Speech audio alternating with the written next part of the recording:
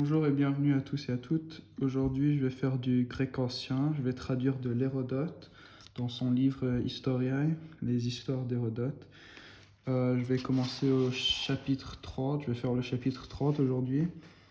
Donc, juste pour vous faire une petite mise en contexte, cette histoire parle de Solon qui est revenu d'Athènes après avoir institué des lois. Et puis, donc, il est venu pour donc, visiter Crésus, qui était un homme très riche à l'époque, qui était un roi aussi de Grèce, enfin pas toute la Grèce, mais d'une région. Et donc voilà, je vais lire à partir de ici. Je vais d'abord lire le grec, puis je vais vous traduire ça en français. Donc voilà, c'est parti. Donc, Ekdemesas ho Solon, es Aegypton apiketo, para Amasin, kai dekai, es Sardis para Croison. Donc, Solon, ayant quitté le pays,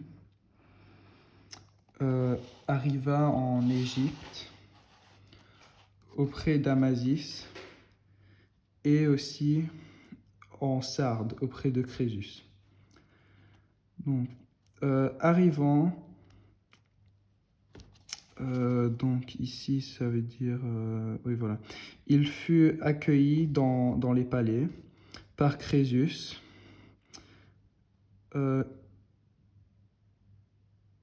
Metade hemerei trite et tetarei keleisantos croisuton solona therapontes periegon catatus resaurus kai epedegnusan panta eonta megala te kai olbia.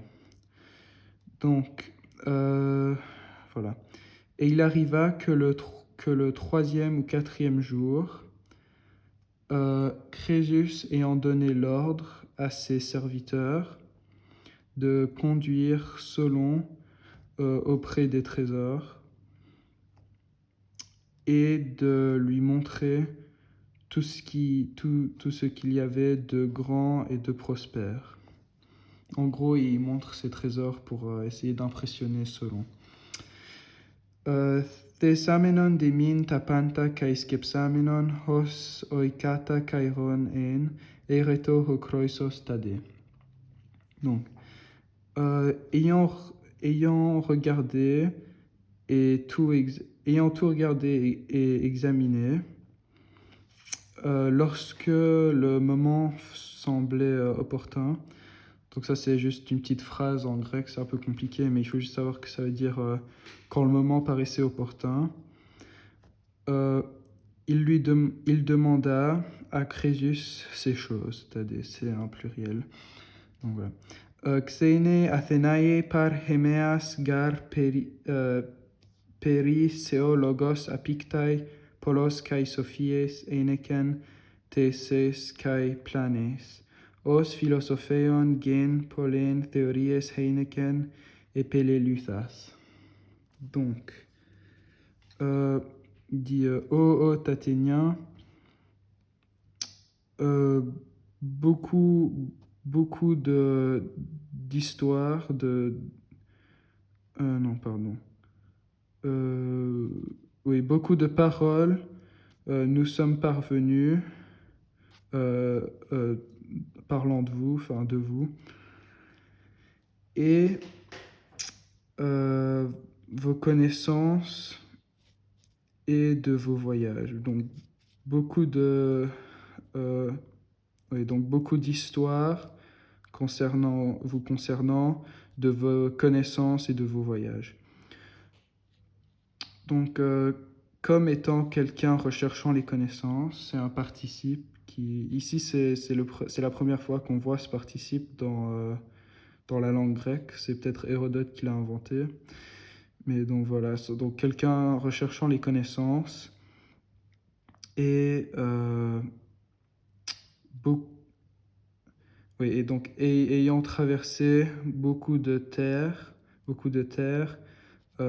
pour les visiter.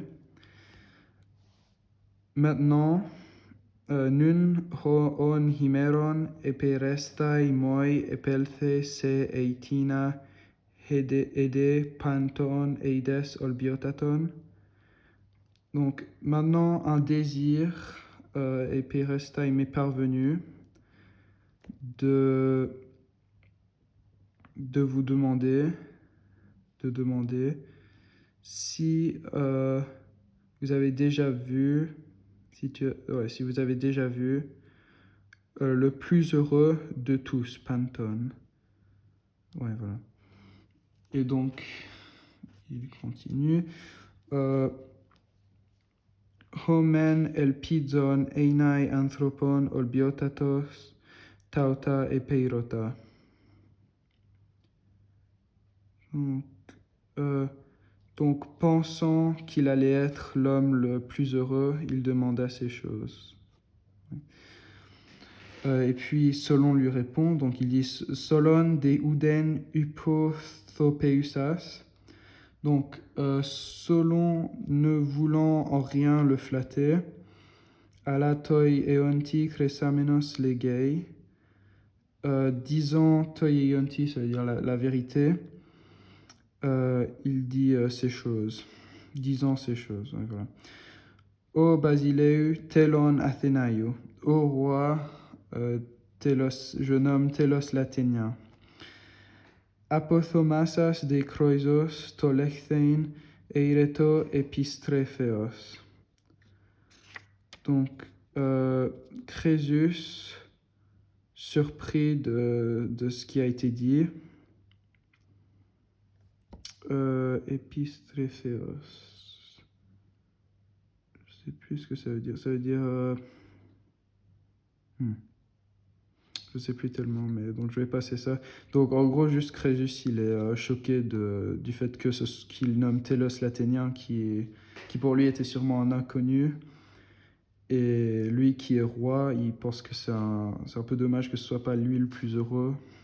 Mais donc voilà, il va continuer ici. Koye de crines telon eina olbiotaton. Donc, Koye de crines, c'est une petite phrase que j'avais écrite ici qui voulait dire... voilà. Donc, j'étais où?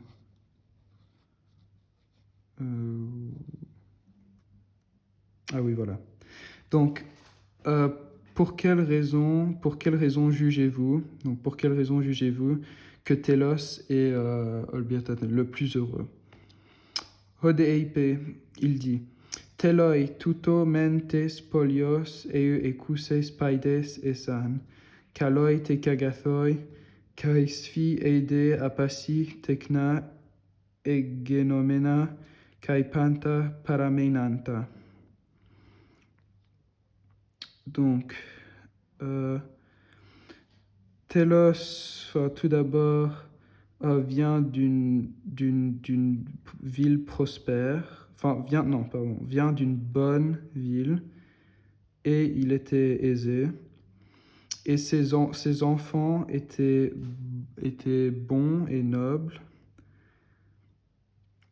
et il vit à eux des enfants naissants, donc il voit ses petits-enfants, et Panta Paramenanta, et tous restèrent autour, donc tous avaient survécu. Ce qui était rare à l'époque, parce que beaucoup d'enfants, si vous ne le saviez pas avant, la médecine moderne et tout ça, ils pouvaient facilement mourir à la naissance ou quelques jours après leur naissance. Et donc, à l'époque, c'était rare d'avoir tous ces enfants qui survivent et d'avoir tous ces petits-fils aussi, en plus de survivre. Donc, c'est assez impressionnant. Tutto de tu biu eu e conti.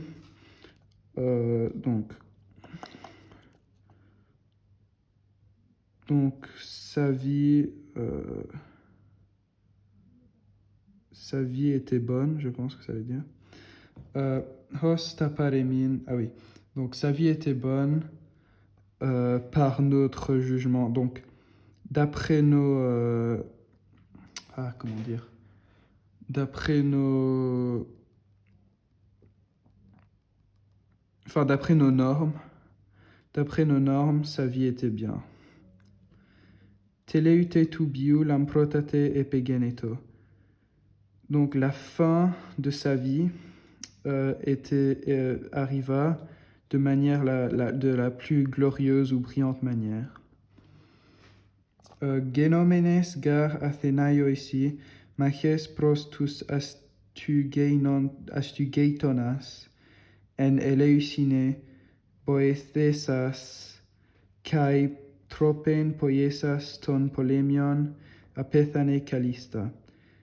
Kai min Athenaioi demosiei te etherpsan autu te per epese kai etimesan megalos. Et puis là, c'est la fin du chapitre 30, donc je vais juste lire cette dernière phrase. Voilà. Donc,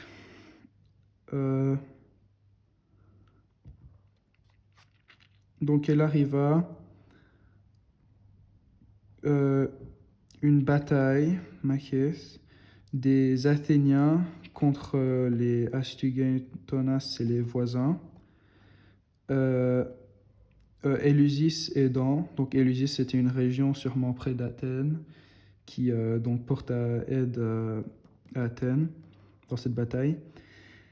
Kai donc et faisant chemin, enfin repoussant les ennemis, faisant chemin qui veut dire voilà. Donc Télos et son armée repoussaient les ennemis. Et puis Apethane Kalista ton polemion. Donc Apethane, il fut tué de la meilleure manière par l'armée, donc par l'ennemi, pardon. Polémion, l'ennemi. Et les Athéniens l'enterrèrent démocié, qui veut dire aux frais publics, donc avec l'argent public. Tei per epese, donc à l'endroit même où il est tombé. Et kai etime san megalos, et ils l'honorèrent grandement. Voilà. Donc ça, c'est la fin du chapitre 30 des histoires d'Hérodote. J'espère que vous avez bien aimé cette vidéo. Et voilà, c'est tout pour aujourd'hui. Merci, au revoir.